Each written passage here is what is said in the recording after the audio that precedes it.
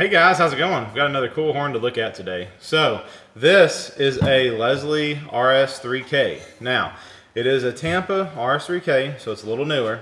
But this one is pretty special as it is in ATSF yellow. Very cool horn. I don't know my railroads like y'all do. I know my horns. I'm not a big railroad nut. I don't research and I don't chase trains. But according to the person I got this from, this is the only known RS3K in yellow ATSF paint.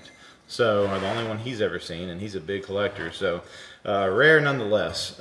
Really cool paint. I like the original paint. Not sure if you've noticed, but I have been trending in collecting more original paint horns. I used to have a bunch of just shiny, nice painted horns that I painted myself, and I do still paint one here and there. But I've kind of sold a bunch of those off and have gotten in more original paint horns. So you'll be seeing more original paint horns here pretty soon.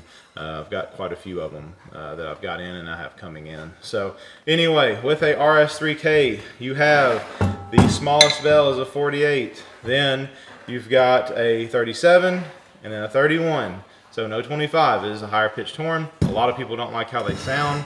I'm not going to say they're my favorite sounding horn, but when I did run this one, I really like how it sounds. Pretty nice sounding horn. So I think I prefer an RS3L over a 3K, but I'm happy with this one. I really do like it, and I like the paint. So anyway, that's about it, guys. Just a Leslie RS3K, Tampa, which means after 1985. So y'all tell me what this would date to with being ATSF, because like I said, I'm not real into my railroad history. Probably should be since I do these videos, but I'm not. But anyway, I appreciate it, guys. Y'all enjoy this. This is a ATSF RS3K.